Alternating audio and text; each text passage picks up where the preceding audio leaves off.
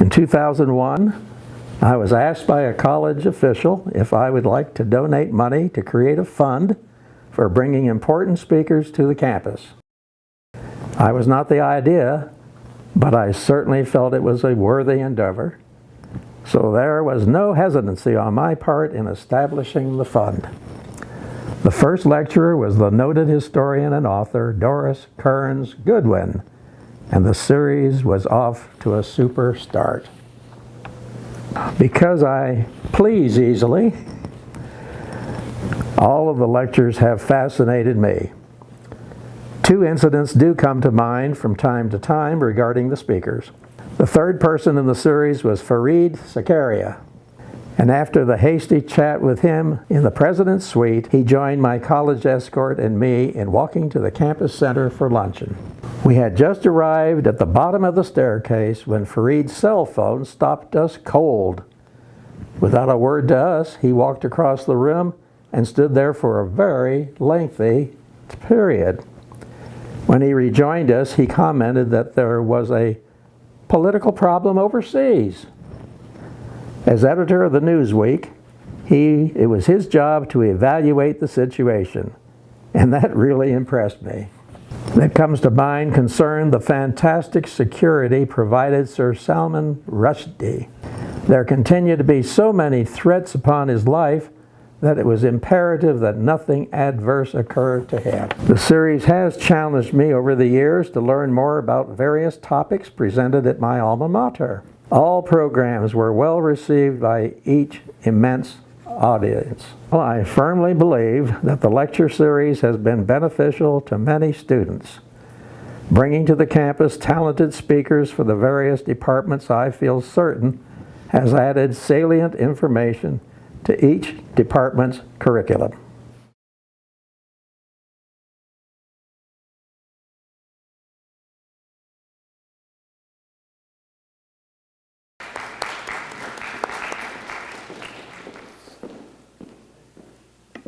Good evening.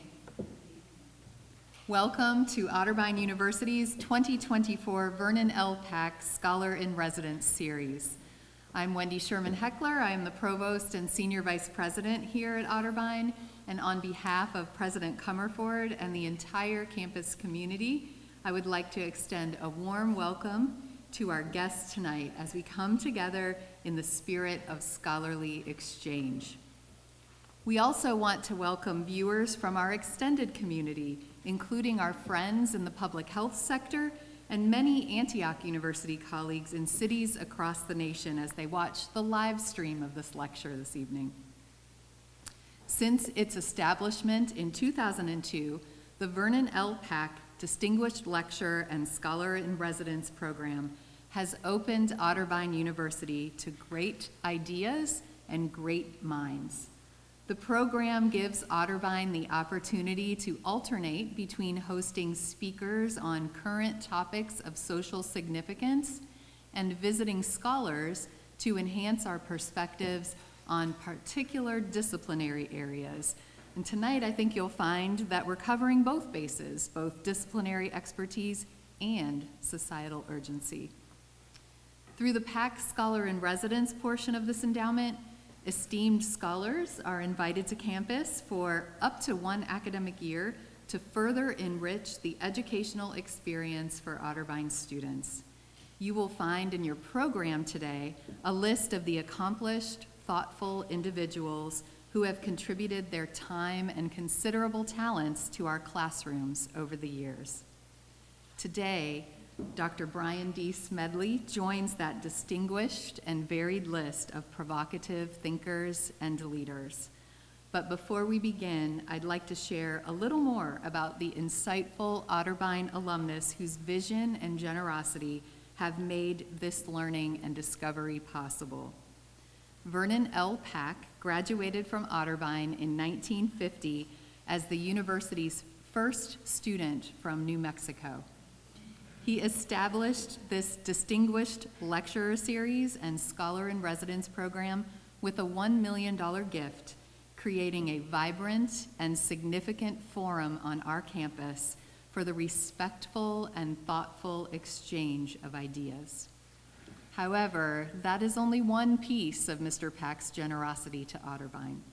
He has also established the Vernon L. Pack Fellowship to promote community service and the Eugene C. Reynolds Speech and Drama Award. Mr. Pack has supported and advanced many Otterbein traditions. His generosity helped fund the Towers renovation, the Reich Center, and the Cowan Hall renovation. As an avid historian, Vernon has dedicated much of his life to sharing knowledge with others, whether as a loyal supporter of the Friends of the Library and the Courtwright Memorial Library and Archives, or through the teaching of social studies to 6th and 7th graders for 25 years. His respect for and commitment to history are the perfect companions to his lifelong calling as an educator. Vernon's philanthropic leadership continues to change lives and advance the mission and reach of those organizations and causes that he supports, including Otterbeins. In fact, for his transformational giving, leadership, and service to Otterbein, Mr. Pack was recognized as the 2012 recipient of the Mary B. Thomas Commitment to Otterbein Award, which is our highest honor given to a friend of the university. Vernon's life as an educator, a servant leader, and philanthropist have added many important chapters to Otterbein's history. Unfortunately, Vernon is unable to join us in person tonight, doctor's orders, as he's recovering from a recent illness. But he was able to spend time with Dr. Smedley at lunch earlier today, and he is watching the live stream of this evening's event with friends at Westerwood. So let me speak directly here and say, Vernon, we know that your generosity will benefit the hearts and minds of current and future Otterbein generations. We are thankful for the countless ways that you have enriched our lives, and on behalf of a grateful community, please accept our sincerest thanks for the ideas and leaders that you have brought to Otterbein's front door. Ladies and gentlemen, please join me in acknowledging and thanking Mr. Vernon L. Pack for his extraordinary gifts to our university.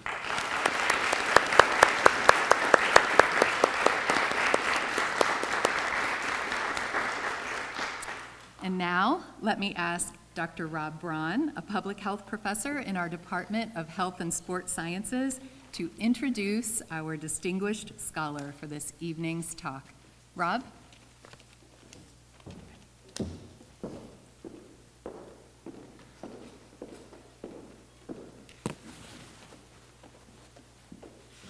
Hello, everyone.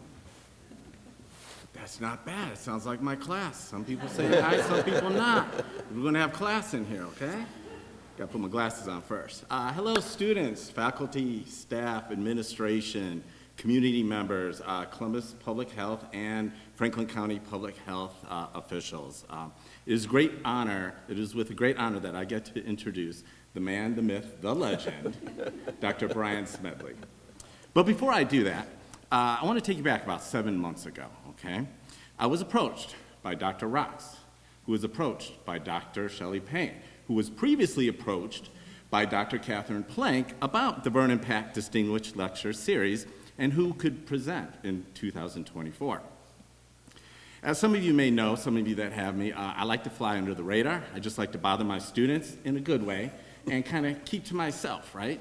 Well, I was put under some pressure. I was on the spotlight. I was trying to figure out, okay, who should I suggest?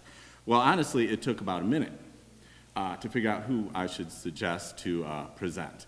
And I say that because I teach a health equity class. And one of the seminal articles that my students read within the first week or two is The Unequal Treatment, Confronting Racial and Ethnic Disparities in Healthcare.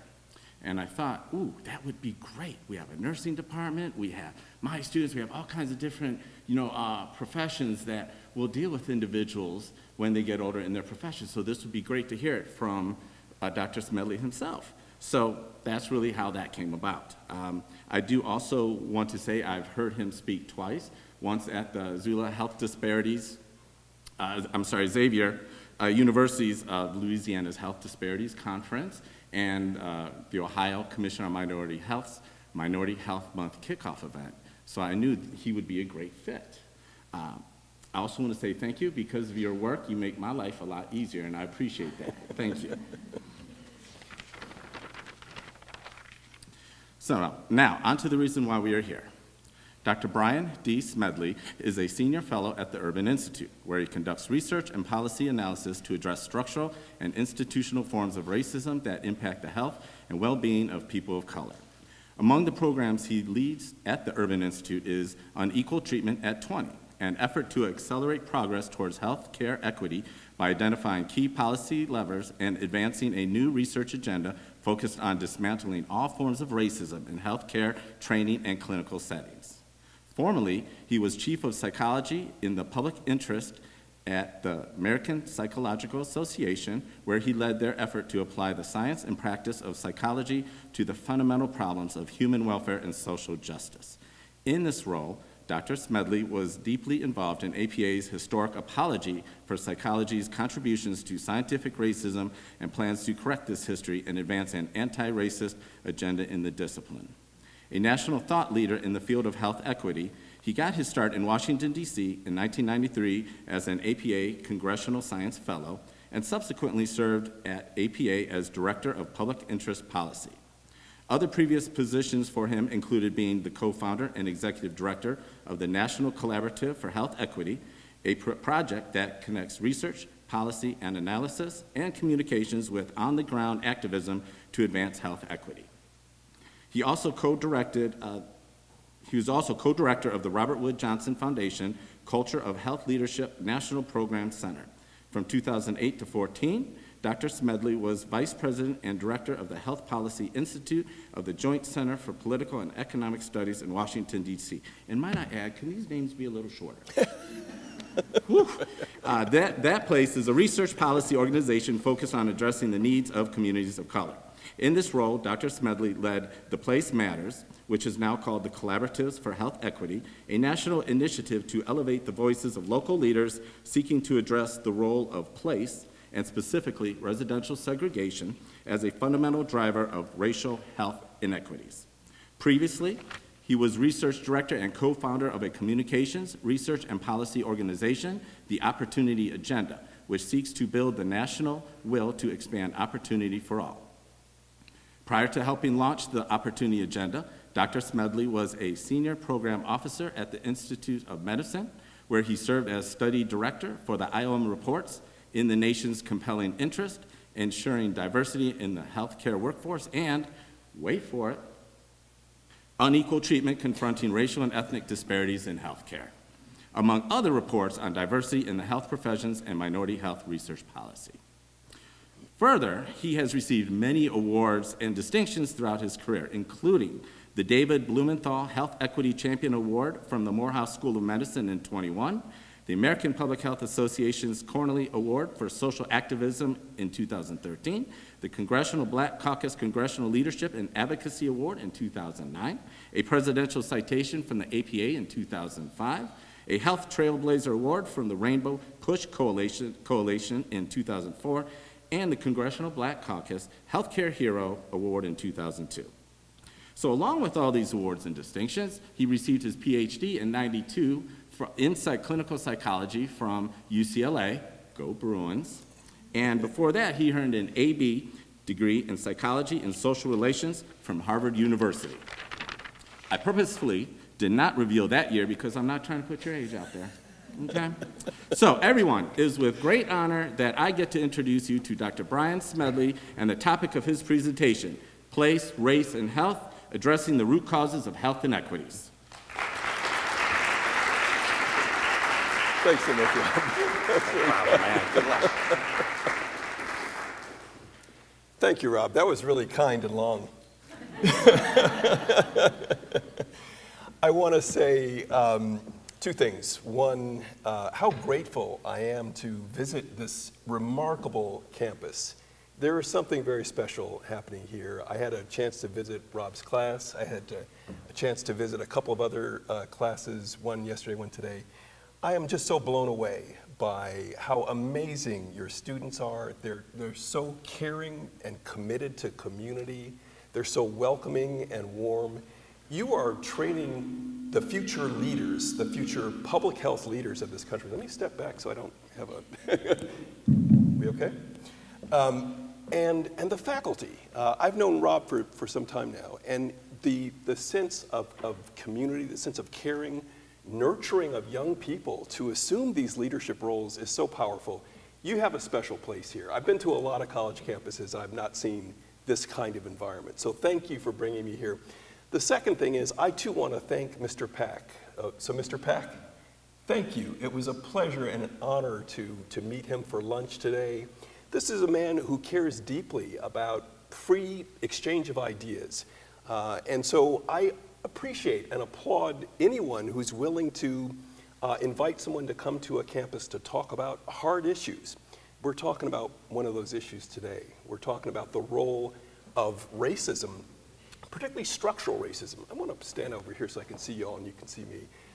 The role of structural racism in contributing to the poor health status, relatively poorer health status of people of color in this country, relative to the white majority. I want to talk about some of the structural factors that have led us to this point. It involves a step back into history to understand where we've been and how that history shapes who we are today, and in particular, how that history becomes embodied and how that plays out into differences in health status for different groups. I want to start with a little story to illustrate my point. And the point is that we need to be looking for the root causes of these complex societal problems if we're going to solve them. If we don't know what the root cause of the problem is, it's going to be very difficult for us to understand how to begin to intervene. So let me illustrate this with a brief story. It's about a friend of mine. I'll call him Dan. Dan has a dog who, like other dogs, likes to get into mischief every now and again. One day, Dan's dog brought home what appeared to be a dead animal in its mouth. The animal was dirty, mangled. So Dan gently pried his dog's mouth open, and to his shock and horror, he realized it was his neighbor's rabbit, Fluffy. So in a moment of panic, Dan shampooed the rabbit's fur, cleaned it off, blow-dried it, made it look nice. And one day when his neighbor wasn't home, he snuck over there and put the rabbit back in its cage. So the next day, Dan's talking to his neighbor. The neighbor says, "I don't know if you knew, but my rabbit Fluffy died."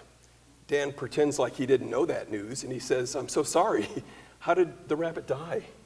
And the neighbor says, "Well, he died of natural causes, but some crazy nut dug him up out of his grave, cleaned him off, and put him back in his cage."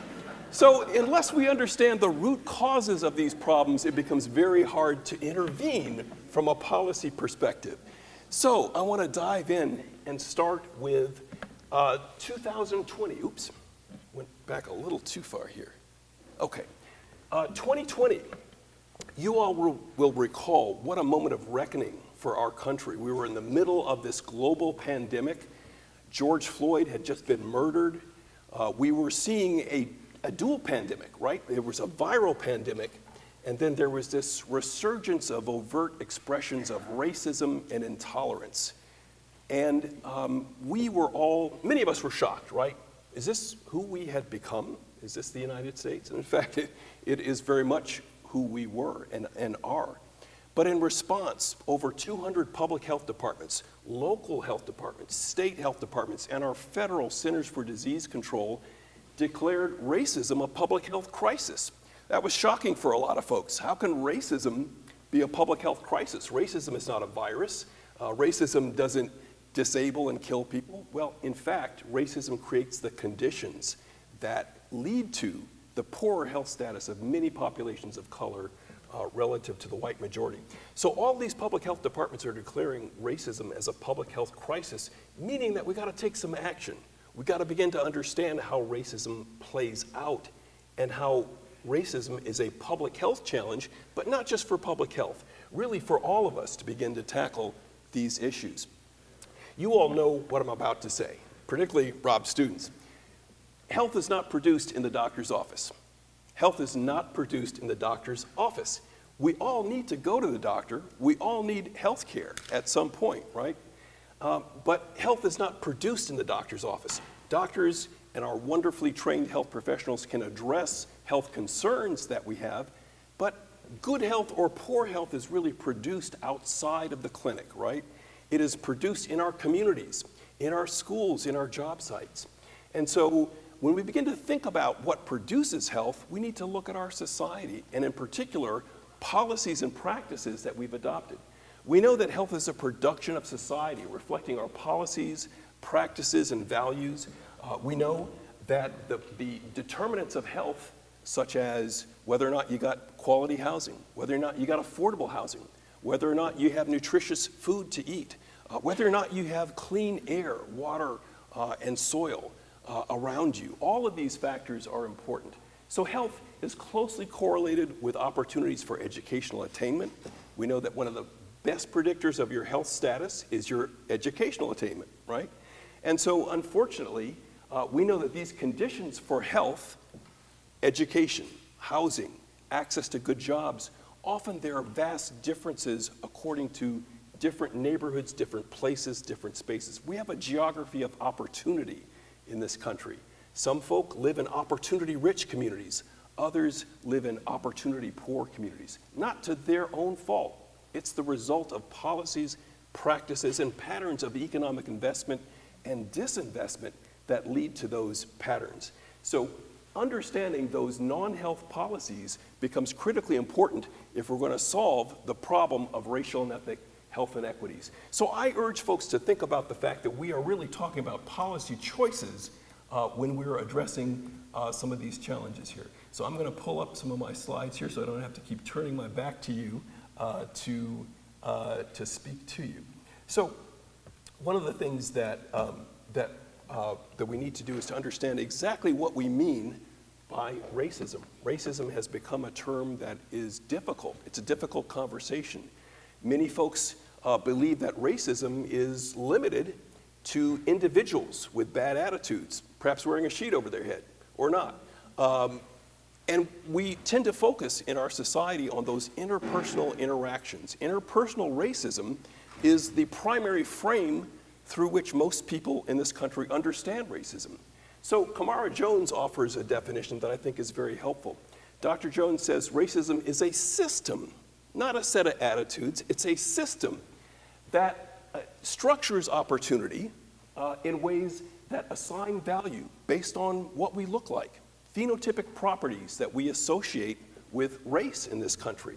So when we think about skin color, hair texture, things like that, those are markers for race in this society. We know that racism unfairly disadvantages some populations, and we'll talk about that, unfairly advantages others, but ultimately allocates resources, societal resources, in ways that make a huge difference in terms of economic opportunity and the opportunity for good health. So Kamara's definition is an excellent starting point, but I like to think about racism as operating at multiple levels. We talked about racism as an interpersonal phenomenon. We know that that exists. We know that there are individuals who harbor animus on the basis of race. But I'm actually much more concerned about two other forms of racism. The first is structural racism, a system of social structures that produce cumulative, durable, race-based inequities. What's an example of a form of structural racism? Residential segregation is a form of structural racism. Why do I argue that? There's no individual with racial animus behind patterns of residential segregation. But residential segregation is really about our history. We, as Americans, have a history of enforcing segregation by law throughout most of our nation's history, right? It's only been since 1964 that we said we will not tolerate purposeful segregation by law. But custom and practice of segregation continues. And customs and practices include informal mechanisms, such as sundown towns. How many folks have heard of sundown towns? Right. So sundown towns were communities throughout the United States, not just in the South, where people of color, if they were found after sundown, risked bodily harm. So the threat of violence was often a way to help reinforce patterns of residential segregation even long after the law said you couldn't purposefully segregate people or discriminate in housing on the basis of race. So residential segregation is important for the reasons that I'll talk about in a second. But notice here that we're not talking about individuals. We're not talking about individuals with racial animus. We're talking about a history and existing systems that perpetuate inequality. And I'll talk about why that is from a health standpoint. Another example of structural racism, of course, is school segregation.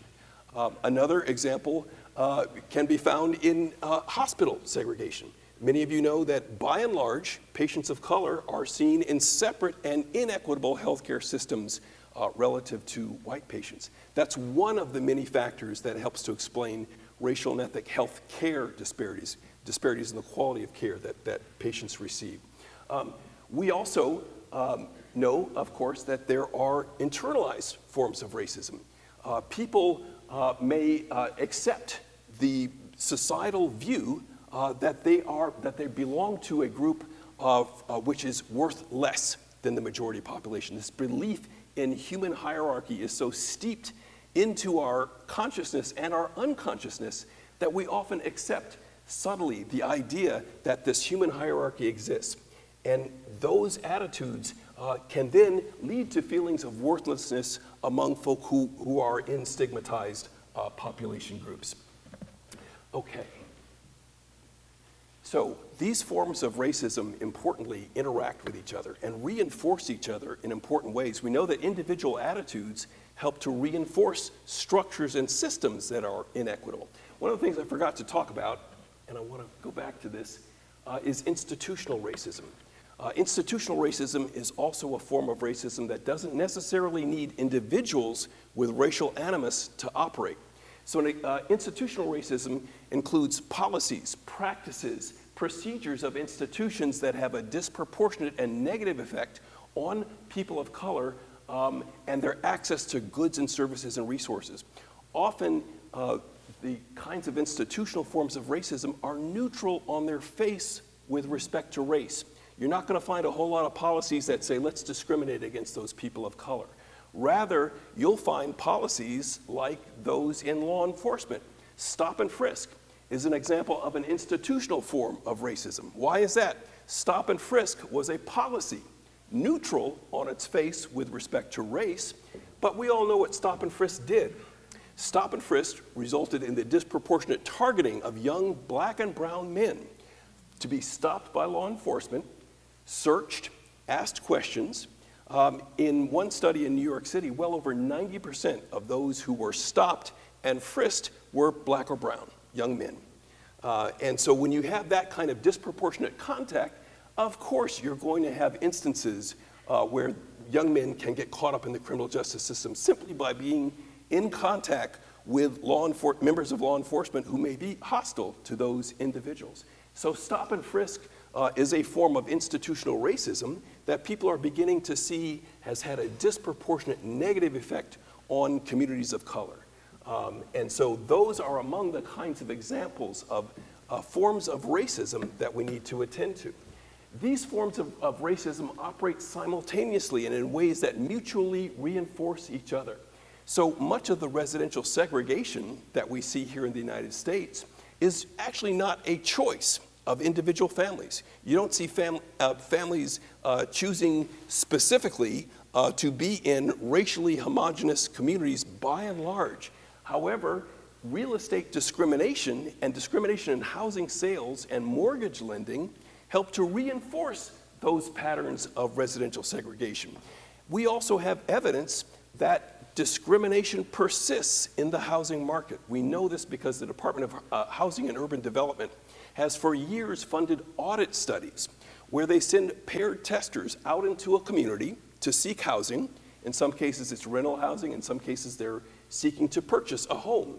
These often include two paired testers, one white, one a person of color, for example, or in another condition, you have an individual, a white individual, and another who appears to be wearing religious garb. There are other conditions that HUD has manipulated to study the persistence of discrimination, what they find is consistently there's broad evidence of persistent discrimination on the basis of race, sexual orientation, gender, religious identity, etc. So discrimination persists even though it's illegal, and it helps to reinforce patterns of residential segregation. It's also true that segregation, not segregation rather, but forms of racism can interact to exacerbate the inequities that we see. One of the examples that I'm very concerned about in the healthcare context is the fact that biases, both explicit and implicit biases, on the part of a provider may infect the clinical encounter. It may lead to a provider treating a patient of color less adequately than a white patient. But there are some conditions in which biases are more likely to be elicited. So when a provider is faced with time pressure, they're seeing a patient, they don't have sufficient time to get a full history from that patient. Cognitive complexity, patients are coming in with significant medical problems, often complex and challenging medical problems that the provider has to sort out, and resource constraints. Providers are not often able to ask for all the diagnostic tests that they might seek to understand a presenting health concern. Well, where do we find those characteristics most often? What kinds of health systems are most likely to result in time pressure, cognitive complexity, and resource constraints for a provider? It's our safety net health systems, where patients of color are disproportionately found. Those safety net systems are working hard to do a good job for their patients under difficult circumstances, but they're often dramatically under-resourced. Those providers don't have the resources they need to order diagnostic tests that they might need. Patients are coming in with complex medical challenges, makes it difficult for the provider to sort through a treatment plan and a diagnosis. And when providers are dealing with all of those challenges, resource constraints, cognitive complexity, time pressures, they're more likely to fall back on biases and stereotypes to fill in missing information, even in ways that they might not be consciously aware of. So it's ironic, but the very conditions that tend to elicit biases among providers are the very conditions in which many patients of color are being treated in our healthcare systems. All right, let me focus now on the role of segregation, because as the name of this talk implies, it's really about place.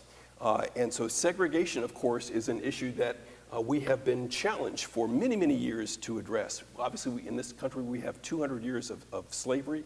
We have an additional 100 years of Jim Crow segregation enforced by law and by custom and practice.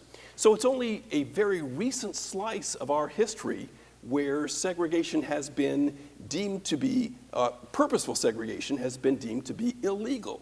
So why are we still so dramatically segregated? We should note that we've made some progress. We have made progress as a country.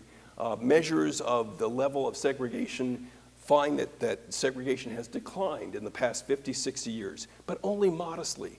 We still, by and large, live in separate and unequal spaces and places. So let's unpack this. One myth that I want to dispel is that people are free to choose where they want to live, and that's certainly true. Certainly there are people who want to live among others of their own racial or ethnic group. This is true for white people as it is for people of color. But by and large, the segregation that we see today is not the result of individual choices that folks have made.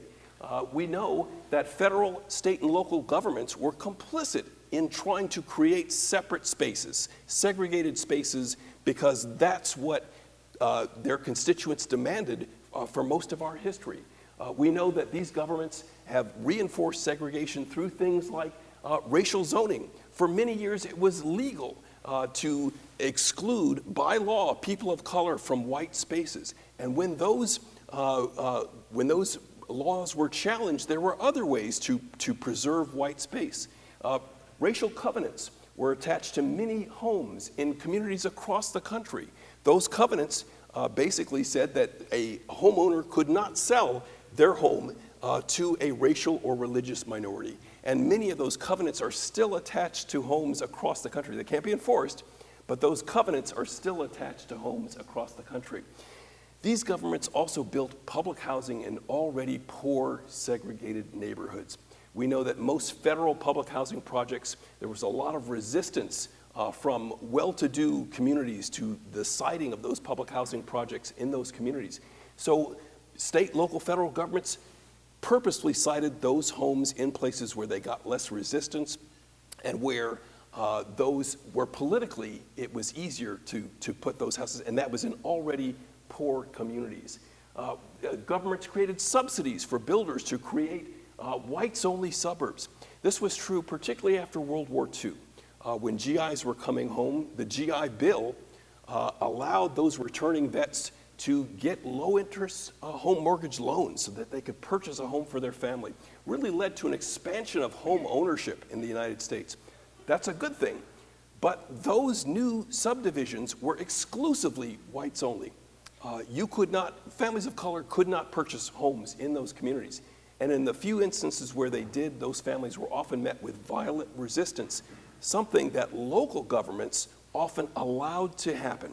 They did not try to stop the violence and terrorism that would keep those families out of those communities. So there are many ways in which governments actually created and reinforced patterns of residential segregation. I believe that the government has a responsibility to correct what it did through that period.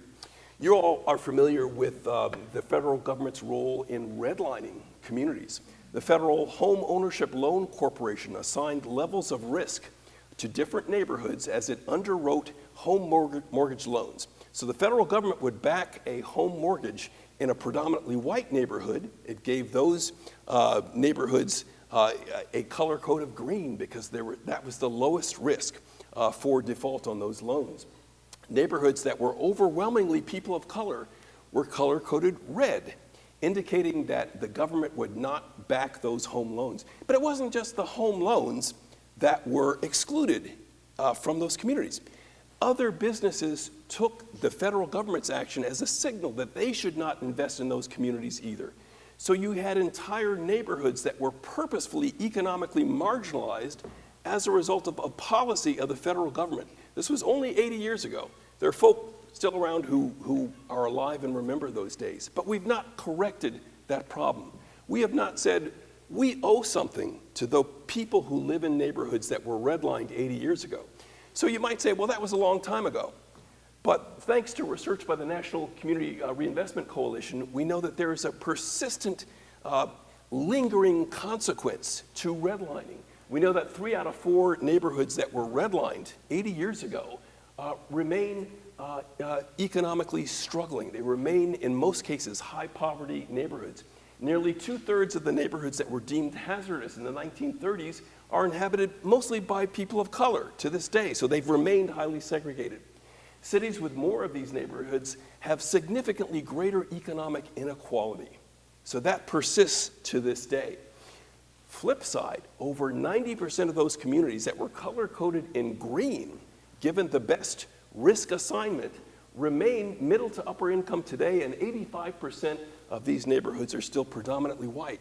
So that historical policy has had long-lasting consequences even to this day. There is a large body of research showing an array of health consequences for people who live today in neighborhoods that were redlined 80 years ago. You can draw a straight line to that policy of economic disinvestment as a root cause of those inequities. How can we characterize the level of segregation in the United States? Demographers use a measure called the dissimilarity index, which is simply the percentage of 2 population groups that would need to move in order to create complete integration within a defined geographic area. So demographers such as Jim Fry and Doug Massey and others have compared the level of segregation found in the United States to that of apartheid-era South Africa. The level of segregation in apartheid-era South Africa was very high. These demographers are using what's called a dissimilarity index, and what they have indicated is that about 90% of white and black South Africans would need to move to create integration in that country in 1991, just prior to the dismantling of apartheid. That's pretty high. 90% of the people in that country would have to move to create integration. Demographers consider that to be an extremely high level of segregation. But look at the cities, the US cities that are being compared here as well. Detroit, Milwaukee, New York, Chicago, Newark, all of these cities have dissimilarity indices of 80 or higher, meaning that 4 out of every 5 black and white residents of those cities would need to move to create complete integration in those cities. Nationally, the dissimilarity index, the black-white dissimilarity index stands at about 67. So about 2/3 of black and white citizens in this country would need to move to create complete integration in our country. What is the issue about segregation?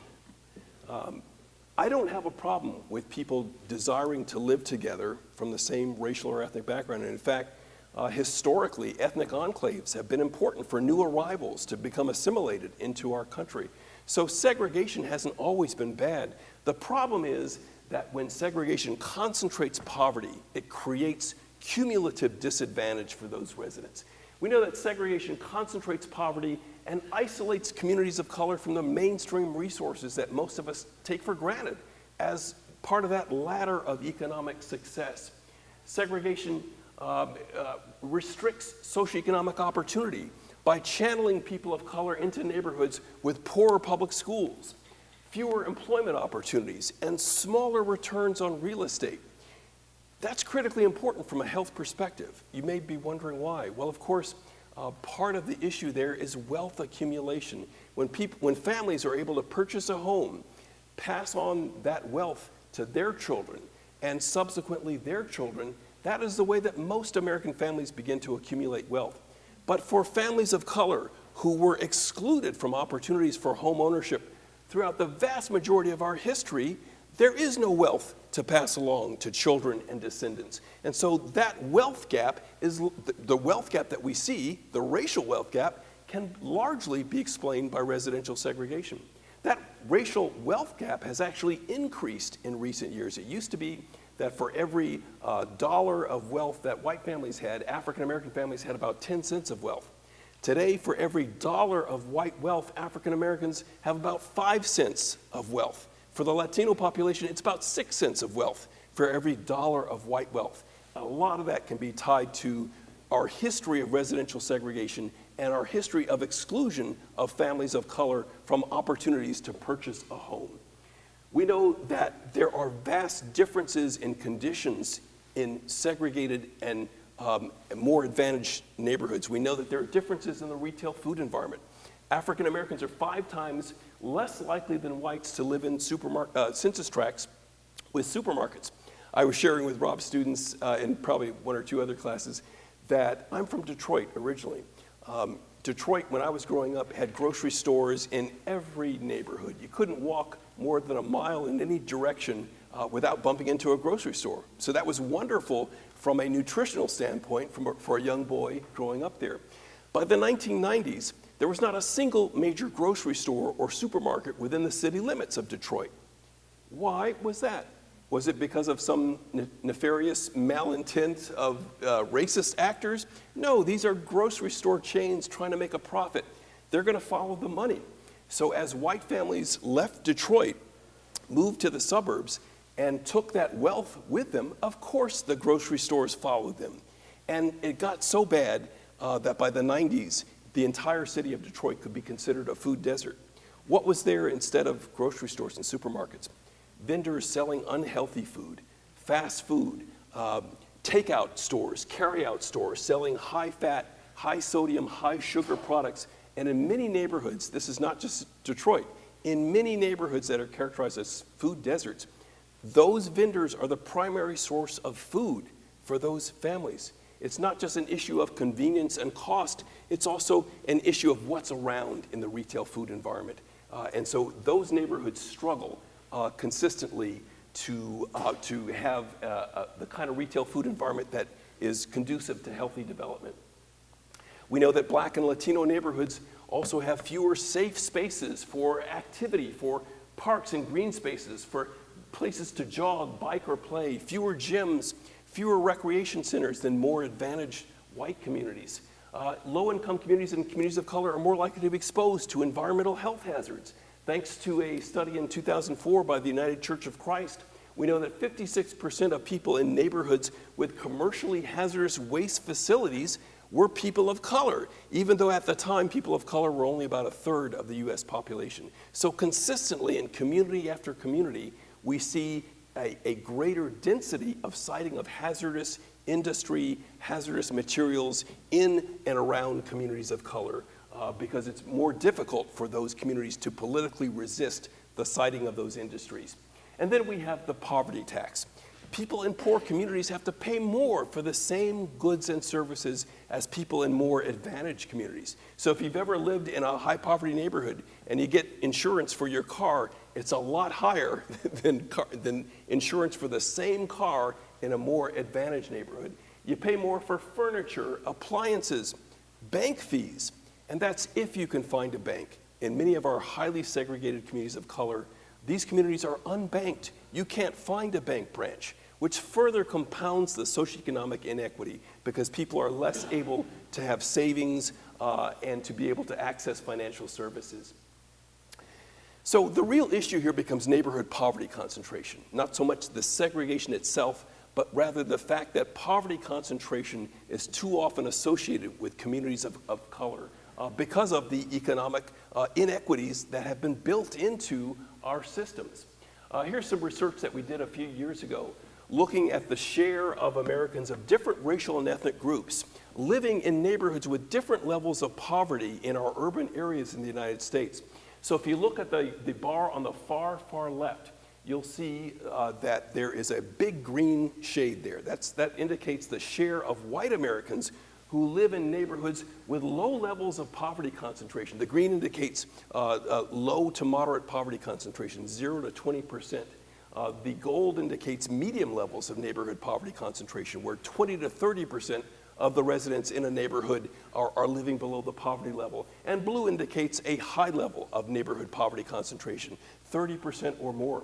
As you can see, about 90% of white Americans live in low poverty neighborhoods in the United States.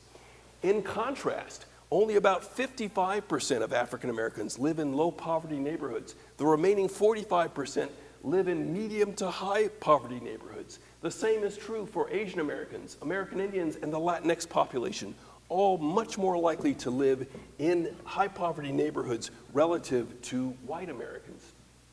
So you might say, isn't that just a result of differences in education, income, and wealth, right? There are clear racial and ethnic differences in income, wealth, educational status, et cetera. Again, these are inequities that we've baked into our systems from the start.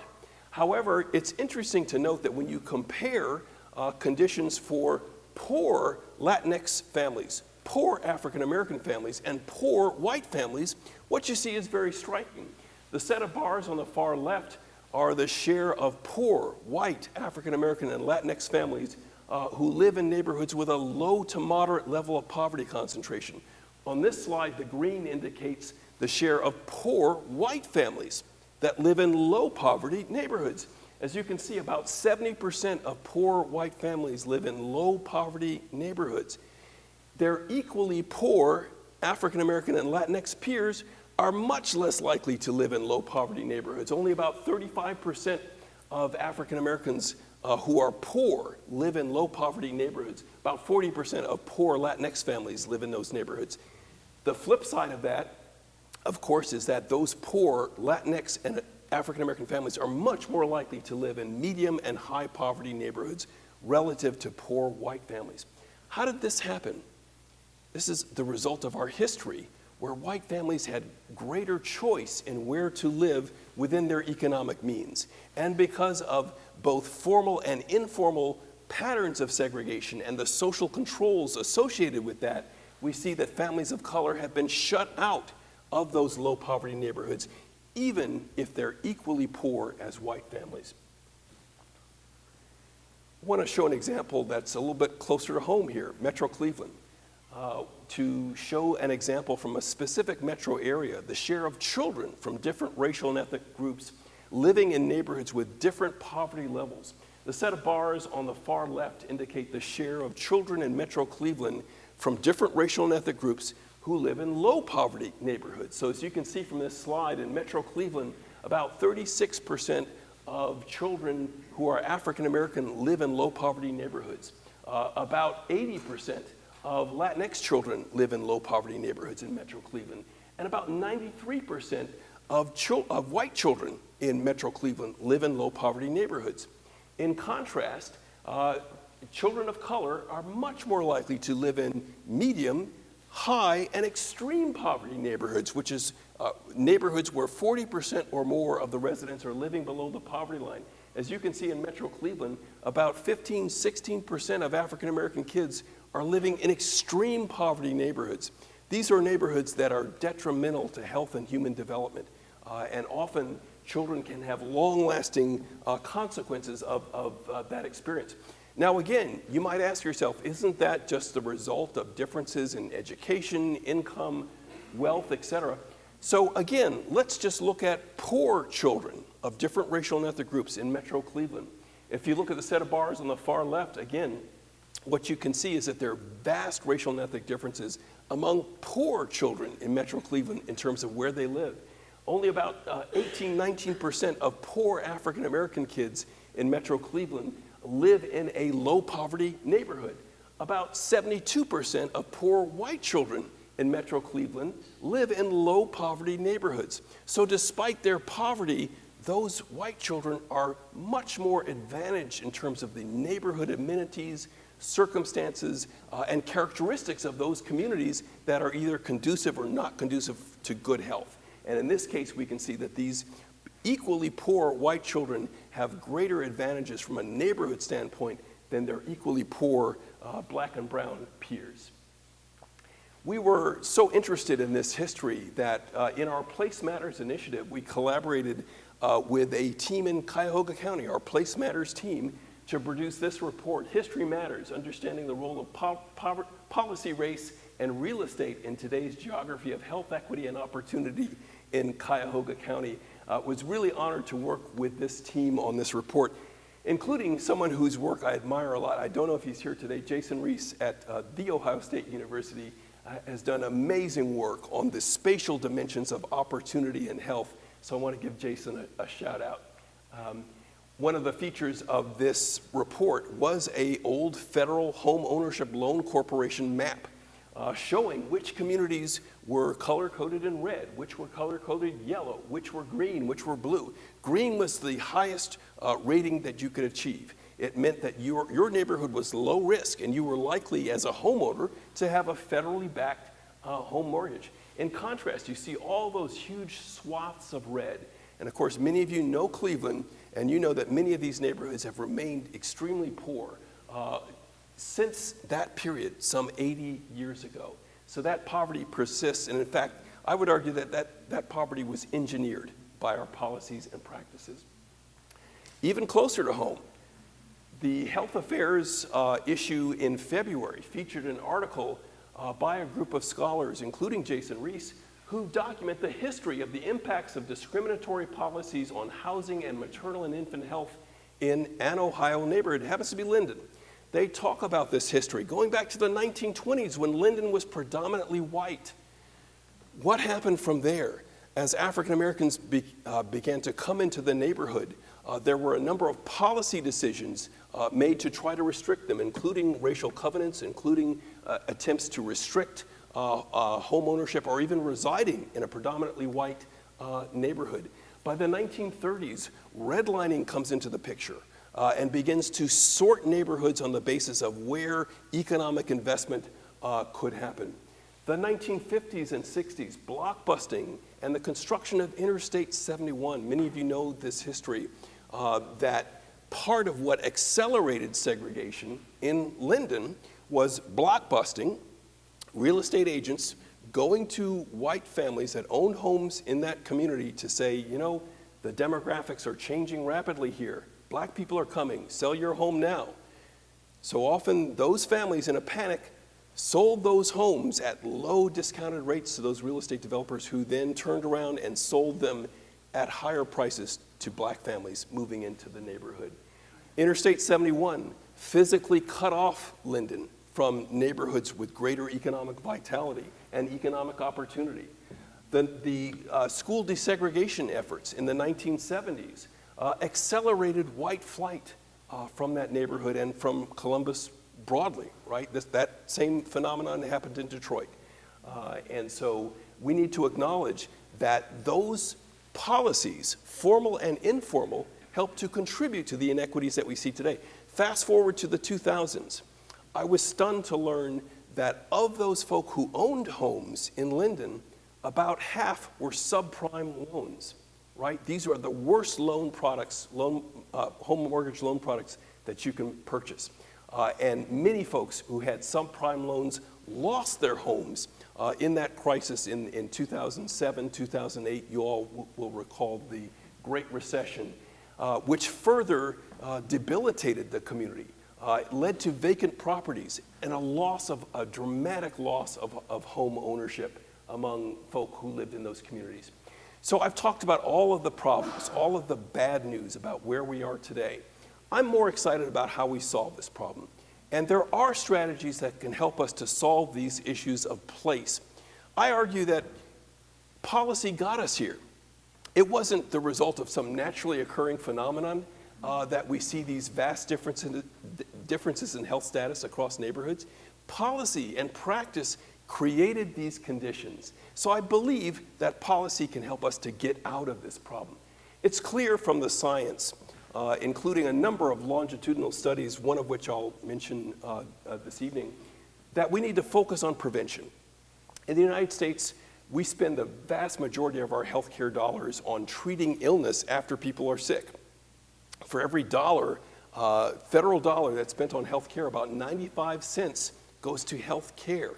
We don't invest a lot in prevention, but if we did, as you all well know, we could have a healthier population, we could reduce our healthcare costs, and often prevention needs to be focused at the community level, ensuring that communities have the health-enhancing resources that are necessary for healthy development. The second thing that I hope is apparent is that we need multiple strategies across many different sectors. There's no one magic bullet that can help to solve these problems. Those of us in public health who are concerned about segregation and health inequity, we need to be working with our housing agencies. We need to be working with people involved in transportation and land use. We need to be involved with our folks engaged in education policy, because education as a fundamental driver of health is deeply inequitable in this country, and we need to find ways to create equitable opportunities for kids of color. So public health cannot solve this alone. We need to be in partnership, both across governmental agencies as well as with the private sector. I firmly believe that civic leaders and business leaders have a huge stake in this and a huge responsibility to help us in this area. Finally, we need sustained investment and a long-term policy agenda. It took 300 years to create the circumstances that we face today. We're not going to solve them in the next 2 years or 4 years or by the next election cycle. We need to commit to a long-term investment to ensure that we are disrupting what has been created across many, many generations. So let me dive into some specific policy strategies that we've been studying and offer the evidence that many of these strategies can work. I don't suggest that there's one size that fits all. Every community is different, but we can begin to assess the kinds of strategies that are needed working in partnership with the residents who live in those communities. So two broad buckets of strategies. One are place-based strategies, investing in communities in ways that can restore the economic vitality of these communities, in effect undoing the consequences of the red line. I think we have an obligation to those neighborhoods to do that. People-based strategies include things like investing in early childhood education. We have abundant evidence that high-quality, enriched early child education, particularly in that critical 0 to 3 window, can help inoculate kids who are facing difficult circumstances, whether it's poverty in their own family or high levels of poverty in the neighborhood. We know that high-quality early childhood education lasts well into adulthood, producing better outcomes among kids who've been exposed to that intervention. And housing mobility is another people-based strategy that I think is critically important. If we're serious about reversing the consequences of segregation, we have to be thinking about how do we expand housing choice so that our neighborhoods are not as segregated as they are. So there are many things that we can do from a place-based perspective, and all of the public health folk in this room know this stuff. I was so impressed that Rob's students knew this stuff before I could even open my mouth. There are ways to improve the retail food environment. I mentioned that Detroit had no grocery stores in the 1990s. Now there are over 24 grocery stores. How did that happen? Good people in corporate offices said, you know, those folk in Detroit don't have grocery stores, let's put some in there. No, we have to create incentives for those stores to open up into these so-called food deserts. So some years ago, the Commonwealth of Pennsylvania began experimenting with the Fresh Food Financing Initiative. It offered tax breaks to grocery chains that would come and set up shop in a food desert. It offered land use incentives and other incentives so that those grocery stores could find an easy path to setting up a shop in that community. What these grocery stores find is that they achieve a triple bottom line, a win-win-win. Not only are they increasing access to healthy, nutritious food retail in those food deserts, but they're also often turning a profit, particularly with those tax incentives, and those stores are often a good source of jobs in these communities. So that's the kind of policy that solves multiple problems, increasing nutritious, healthy food retail while also contributing to the economic vitality of those communities. We can structure land use and zoning to reduce the concentration of health risks. We know that there are many communities that are overwhelmed with fast food stores and vendors selling unhealthy products, overwhelming alcohol and tobacco advertising and sales in communities of color. But we can restrict that by using our zoning and land use policies to ensure that we only have healthy vending, or at least mix healthy vending in with some of the unhealthy vending. Communities around the country are looking at a policy tool called health impact assessments to understand what the health consequences might be of policy decisions being made in sectors other than health. So when policymakers are making decisions around education policy, when they're making decisions about transportation, when they're making decisions about housing, we know from the research that those policies can have health consequences. So health impact assessments help those policymakers to understand what the consequences may be, pro or con, of the kind of policies that they're considering. And hopefully, they're prioritizing health and equity in those policy decisions. We can improve the physical environment of communities. We can improve air quality. There's so many examples that are inspiring of communities who are taking action, who have agency to address the concerns they have. One of my favorite examples comes from New York City, where a group of activists documented a heavy concentration of respiratory disease among children in Upper Harlem. And what they found in mapping where those cases occurred is that they clustered around bus depots that were owned and operated by the city. So it turned out that bus drivers would come in the morning, turn on the ignition in their buses and let them sit and idle and warm up. Well, of course, that led to a concentration of diesel exhaust in those neighborhoods, which may have contributed to respiratory illness among those kids. Those activists working with the city were able to convince the city to employ greener practices, converting to electric buses, for example, and to move those bus depots away from neighborhoods where children lived. So if they had to idle their buses and let that diesel exhaust come out, they could do it in a place far enough away from where children live so that those kids can be safe. We can expand the availability of open space, encouraging exercise and pedestrian-friendly communities. Communities around the country are converting old train tracks into running and biking pathways. Very exciting to see so that people can use active transportation to get to where they're going. And we can also address disproportionate environmental impacts. We know that brownfields tend to be concentrated in communities of color. Again, the same problems with the siting of polluting industries. But those brownfields can be cleaned up with federal brownfields recovery dollars to restore those neighborhoods to vital communities where people can live, work, and play again. I want to now talk about some people-based strategies, particularly housing mobility, expanding housing choice for those families that seek an opportunity to move to other neighborhoods or to stay in a neighborhood that's being economically revitalized. And so this is one example of why I think it's so important to deploy comprehensive strategies. We know from experience that if you employ only place-based investments to stimulate the economy in neighborhoods that have been struggling economically, you can revitalize those neighborhoods, but often what happens is people are displaced. Because if you create a community that's more desirable to live in, folk will start to come, but rents go up and gentrification is too often the result. So housing choice for me includes the opportunity to stay in your neighborhood while it is being revitalized economically. But let me talk about this particular study, a very important study, the Moving to Opportunity study that was funded by the Department of Housing and Urban Development.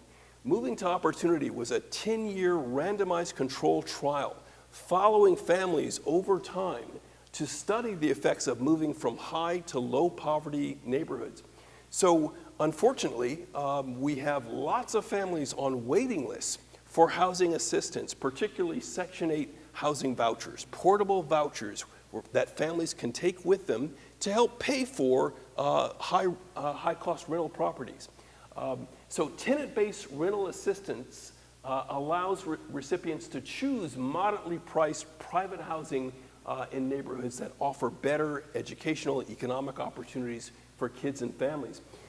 Most families who receive Section 8 housing vouchers, however, are not able to move from high to low poverty neighborhoods. Still a lot of landlords won't accept a Section 8 voucher, and so that constrains the options that families may have, even if they hold a voucher.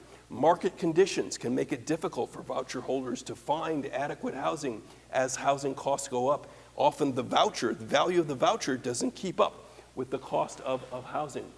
Discrimination persists. And a lack of information about where these lower poverty neighborhoods are located.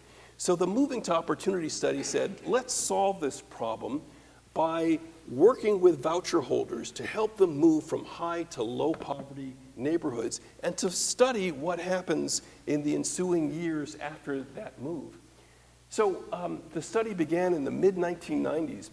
And because there are so many families on waiting lists for housing vouchers, it's possible to create a true randomized controlled experiment where you can assign families to an experimental group or a control group. With this particular study, there were 3 groups. One was an experimental group that received a voucher plus assistance to find housing in lower poverty neighborhoods. A second group received vouchers but no special help to move to a lower poverty neighborhood. So as a result, they often stayed in the neighborhoods of origin, often high poverty neighborhoods. And a third control group didn't receive vouchers at all, but remained eligible for other forms of assistance. This study was conducted in 5 major cities across the country, and the results were very exciting. When the researchers followed up with these families by the mid-2000s, they found a number of important developments. Parents and families who moved to low poverty areas had lower rates of obesity, depression, and reported lower levels of stress than parents in the control group that stayed behind.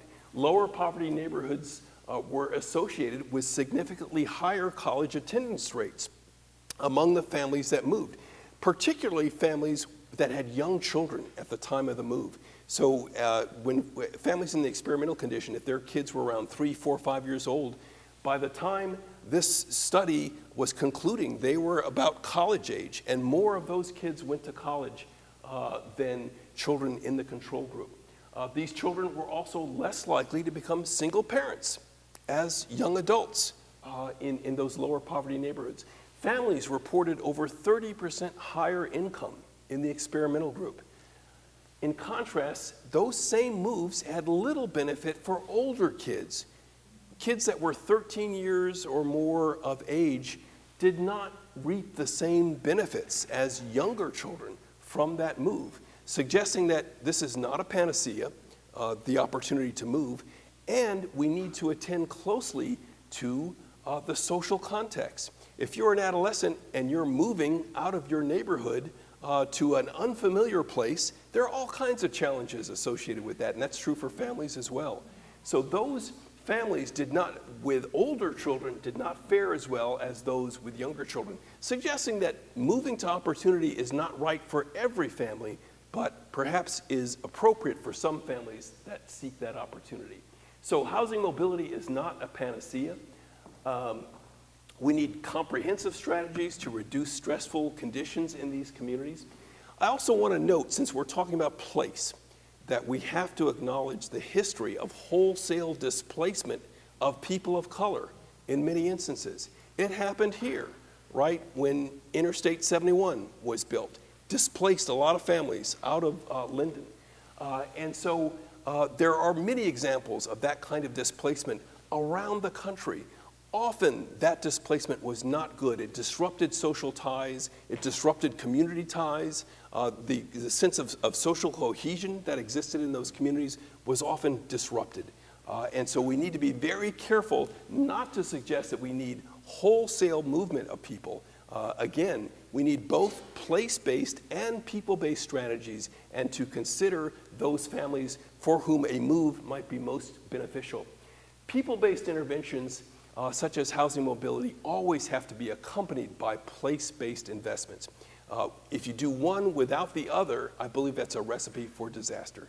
And again, as I suggested earlier, I believe that housing mobility is also important for families that want to stay in communities where place-based investments are being made so that they can reap the benefits of that economic revitalization.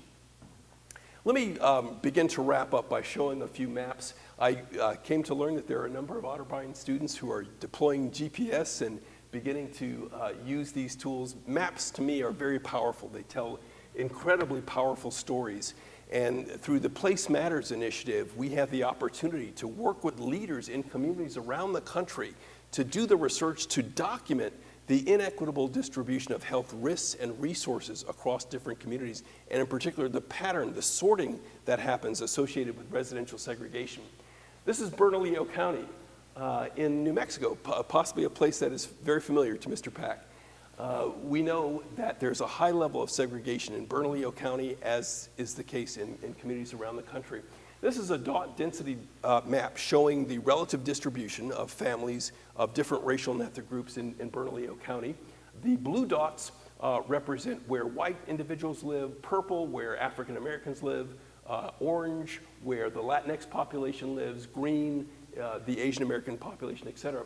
You don't need to be a demographer to see that there's a high level of segregation in this county with the white population primarily to the east, the Latinx population primarily to the south and west.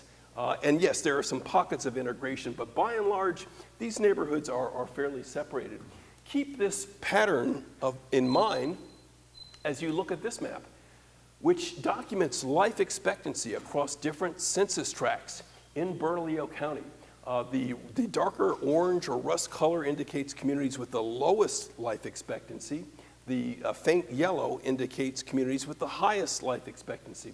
Some of these neighborhoods in Bernalillo County, particularly in downtown and Southeast Heights, you can expect to live to be about 66 years of age. Pretty remarkable here in the United States to see that kind of life expectancy. In contrast, in some of the neighborhoods shaded in pale yellow, you can live to be as old as 94 in the census tract with the best health status. That's a 28-year difference in life expectancy across these different census tracts, and they're just a few miles apart. There's no genetic, biological, or healthcare explanation that explains this pattern. Rather, it's differences in conditions in these communities for health. Let me show you another example. This is New Orleans. New Orleans is a wonderful city. Anybody who visits there loves the city, but you also know that New Orleans is deeply segregated. So this is also a dot density map. Again, the blue dots indicate where white residents of New Orleans live. Purple indicates where African American residents of New Orleans live. orange, the Latinx population, green, the Asian American population. Again, you can see a high level of segregation in the city of New Orleans, and we don't need a dissimilarity index to show that there is a spatial difference in terms of where people live. But again, keep this pattern in mind as we look at this next map. Again, life expectancy in New Orleans, but this time it's by zip code, not census tract. But what we've been able to see and document is that in the central city in New Orleans, that area that's shaded in the dark rust color, people live in that zip code to be on average 55 years of age. That's pretty remarkable. It's pretty remarkable. Get on that highway and drive to Lakeshore, Lake Vista. People in that neighborhood live to be 80 years of age on average. That's a 25-year difference in life expectancy across those zip codes, and they're just a few miles apart. What explains that difference is differences in community conditions. One neighborhood has high poverty, poor retail food environment, environmental degradation, a lack of economic opportunity. Another neighborhood is relatively well-to-do, high-quality housing, good retail food environment, abundant jobs, etc. This is why we say that when it comes to your health, often your zip code is a better explainer of your health than your genetic code, because place matters powerfully for health. All right, I want to conclude with a quote that I like from Dr. Mary Bassett. Mary Bassett is a remarkable physician, epidemiologist, social justice, racial justice advocate. She was formerly Commissioner of Health in New York City and in New York State. She wrote a few years ago that anti-racism is a collective healing without which our nation will remain painfully and inequitably divided, corroding opportunity, spirits, and bodies alike. I think Dr. Bassett has it right when she talks about how this deliberate sorting has resulted in a biological consequence for too many people. And we can do better than this. Ultimately, these challenges affect all of us. So I want to just conclude by saying again how just delighted I've been to visit this campus here. I've been inspired to see young people who are going to be future leaders in this work. And I'm convinced that what we leave in this work, they're going to take up that mantle and ensure that we don't continue to have patterns like what we've seen here this evening. I thank you so much for your time and attention, and thank you again for having me.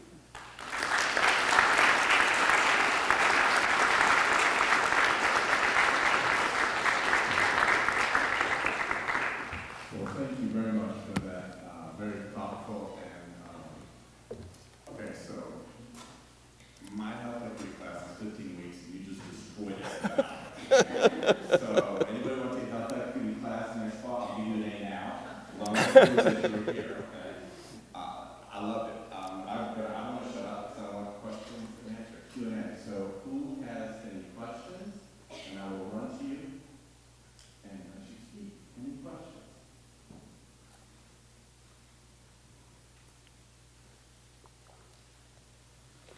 Okay, I'll start with one. Okay.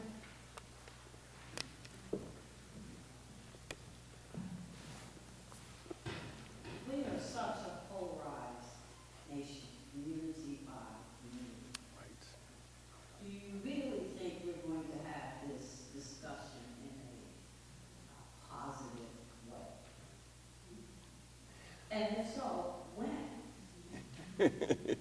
I hope we will have this discussion in a positive way. I think that part of why we're here today politically is because we're so deeply divided. We're so deeply separated. We don't know each other. Our segregation extends to schools, neighborhoods, work sites, where we worship. We are largely a separate society, and that separation has resulted in deep inequity for communities of color. So I believe, as you know, there's sociologists who have the contact hypothesis that if we could only interact, we would get to know each other better. There would be less racial animus, more understanding, more tolerance. I don't know if I subscribe to that entirely, but I do think that our history of segregation has led to us not knowing each other, and has led to levels of distrust that some people exploit and attempt to foment division in this way. So I don't want to come across as naive or Pollyannish. I think it's important that we expand choice. As I said earlier, I'm not opposed to people of the same racial or ethnic background living together if they so choose to. The problem has been that there, frankly, are too many white families that want to remain exclusively a white enclave, and too many families of color who have suffered from the hurt of racism that they don't want to be around folk in those neighborhoods. And that has to change. If we're going to survive, we have to survive together. I think we're seeing right now the consequences of division. Let me just offer this little reflection about COVID, because I think it helps to address the question you just posed. The United States fared very poorly during COVID. We did not do as well as other countries. We have about 5 or 6% of the world's population here in the United States. But at several points during the pandemic, we had between 25 and 30% of the world's mortality due to COVID, which is pretty striking because you have a lot of people who like to walk around saying we're number one in health expenses, very much at the bottom of the list in terms of outcomes of that health care. But the problem in our country was division. That virus loved the social division that existed in this country. It created conditions where people were distrustful of government, people were distrustful of public health institutions, people did not take seriously the early concerns about the disproportionate rates of illness and death in communities of color, as if somehow we could wall off white communities from communities of color. We were all vulnerable to the virus. The virus didn't care what your skin color was. But we fared poorly because we had elected officials who fomented division. We had, in some cases, public health officials who didn't follow the science and said you don't need, we have a public health official in Florida right now who says, you don't need a vaccine for measles. Kids will die as a result of what that man has said. So we either come together or we will suffer. And I think there are real existential consequences for this country for our inability to deal with our racism, our xenophobia, our Islamophobia. We have, look, bigotry exists around the world, but when bigotry serves to divide communities and pit communities against each other, those are ripe conditions for a virus like COVID to spread like mad. It's unacceptable that we had the kind of mortality rates that we had in this country, entirely avoidable. And our public health professionals and our healthcare professionals worked hard to undo that, but we couldn't undo the damage of the social division caused by the recent resurgence of overt expressions of racism, discrimination, and bigotry. And I think that bigotry has had real harmful consequences for real people. So I may be naive and Pollyannish, but I don't think we have a choice. I think we got to come together or we will not be able to get through these difficult periods. In a town as wonderful as Westville, I don't think people don't want attainable housing. They just want it somewhere else. We are so entrenched in NIMBYism that we cannot see out of our back door. You know, with my taxes go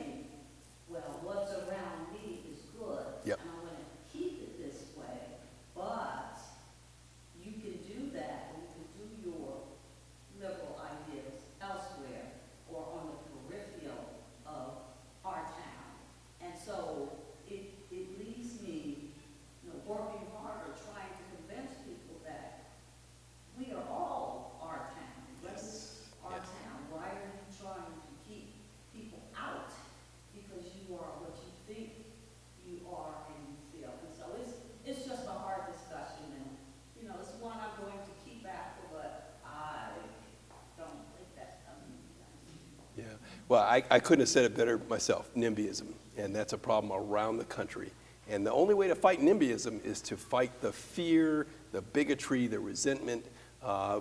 We don't have to have those kinds of attitudes. And so I'm hopeful for a day when racism becomes uncool again.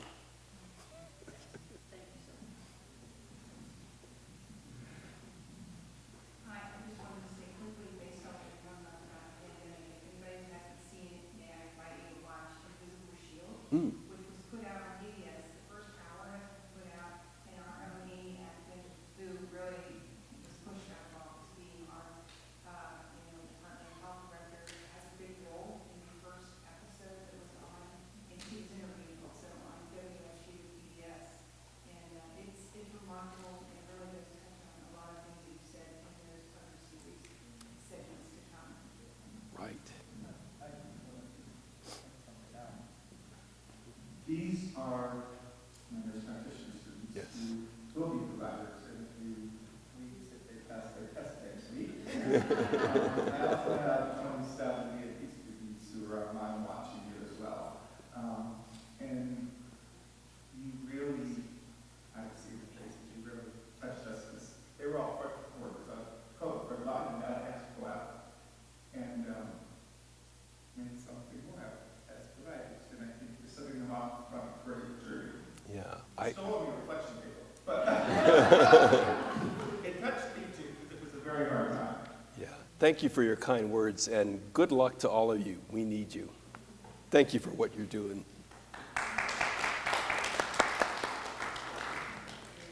You gave us some examples of cities like Detroit, Chicago, Cleveland that are really segregated and have really large disparities in health results and life expectancy. Are there communities that are doing it better, that are more integrated and have better health equity and across the board life expectancy equality? Yeah, great question, great question. There are a number of communities around the country that were planned purposefully to be integrated communities, right? Columbia, Maryland is one such community not far from where I live, where the developers of that community in the 50s and 60s said, we purposefully want to create a community where all are welcome and a place that's integrated. It's interesting, researchers like Tom Levice have studied Black and white individuals who are living in similar circumstances and conditions. So Tom has done research looking at the health status of poor African American and poor white individuals in Baltimore, right? Some of the very same communities that were redlined that I was talking about earlier. There's a lot of white folks, poor white people that live in those communities. And what he finds is that the health status of the African American residents on average is worse than the health of the white residents, but even their health is much worse than national averages, right? So there's something about living in conditions of concentrated poverty that's bad for everybody, but it's worse for many communities of color because of the array of other forms of racism that play out, including interpersonal forms of discrimination, microaggressions that have been shown to weather and wear away the body. So your question is an excellent one. I wish I had research that I could easily point to on the flip side. What happens in a wealthy community that's integrated? And certainly some of those communities exist. I just don't know of any research on the health outcomes of those individuals. Hopefully, that research shows that living in a community that's economically vital and where people have economic opportunities, hopefully that lifts the health status of all populations and hopefully reduces some of the racial and ethnic health inequities, although we do know that even at middle and upper income levels, African Americans have poorer health than their white peers at comparable economic levels. So again, I suspect that part of that is a lifetime accumulation experience of racism that plays out in the body. I think that has detrimental effects even for relatively well-to-do people of color. So great question.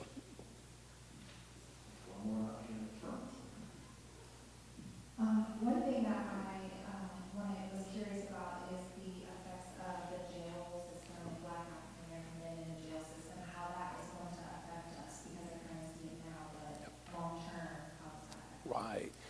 Oh, great question. So our criminal justice and carceral systems and the disproportionate confinement of men of color, black and brown men, what is the health consequences for whole communities? I think there are tremendously detrimental consequences for whole communities, not just those individuals caught up in criminal justice systems. It does a number of things. It removes these young men from opportunities for economic advancement. They can't continue to support their families or contribute to their communities. It also results in an imbalance in the availability of young men and young women in a community. We see whole swaths of communities of color where the young men are removed from the community. And so clearly there are detrimental consequences to this policy of mass incarceration. We also know that the ways in which the criminal justice system plays out, there are racial inequities at every step of the criminal justice system. Defendants, white and black, who are arraigned on the same charges have often very different outcomes, very different dispositions, with harsher sentencing for defendants of color, et cetera. So these policies, I did not focus on this in this talk, but our approach to criminal justice clearly has been bad from a public health standpoint. And rather than employing a public health response to the problem of crime, of course, a lot of young people caught up in criminal justice systems really need behavioral health, mental health, substance abuse treatment. So if we approach it from a public health perspective, we would be treating those issues, not incarcerating folk and making those problems worse. Great question. Any more questions? Am I allowed to ask one?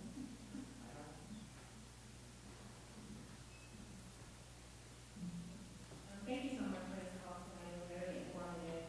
My question is, what practical solutions or advice when you give to those who are impacted by institutionalized racism and policies the most, who are still living within these communities? What can we do?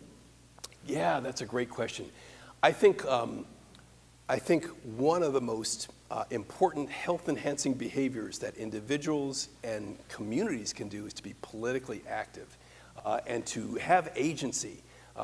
We have political power, right? But there are efforts to constrain that political power. We need to be organized. We need to be working with communities so that we can raise their voices and allow them to express their vision for where for the healthy, equitable community that they want to create. So I think political activism is critically important. We've got to get people organized. People in neighborhoods that have suffered from disadvantage and distress have so much to offer to shape new conditions for health. These are communities that are deeply resilient. They have tremendous sources of strength. They have to have survived in those kinds of conditions.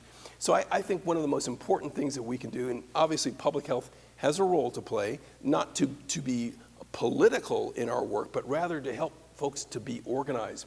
We know that social cohesion, political capital is vitally important for a number of community outcomes. Health is one of them. So I think we as public health professionals have to do all we can to help communities to harness the power that they have and to be organized.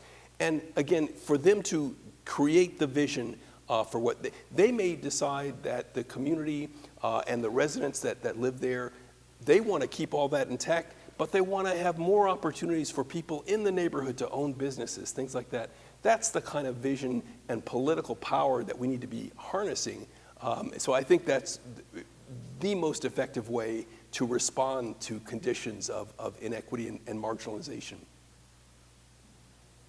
One last quick question. We noticed, for me, we noticed that a lot of dollar stores, Family Dollar, et cetera, they say they're not predatory, but we do see them, a lot of stores in communities of color and more economically disadvantaged communities. But just, do you have any thoughts on that, or have you read anything in the literature, or what does it say about that issue? Oh, that's such a great question, Rob. I've not seen literature about the proliferation of dollar stores per se, but it sure is a signal, right? Dollar stores are in places where people are struggling to make ends meet. And so, and as a result, they can exploit those communities because in many cases, folk don't have another choice in terms of where they shop. And so we have to be vigilant about business practices that can be exploitative, even if they are ostensibly serving a community. So I can't speak specifically to any research about dollar stores, but we know that that's a sure sign that the community is struggling economically. We got to do all we can to make economic investments, which might drive out some of those dollar stores. But the point is we need to ensure that folk have the means to get the goods and services that they need for their families. And if you see a lot of dollar stores in the community, that's a sure sign that folks are struggling to have those resources. So somebody ought to do a nice study on that and see if we can look at the relationship between dollar store concentration or other vendors like that and other outcomes for those neighborhoods. So, GIS. Exactly. All right, well, thank you very much. Thank you.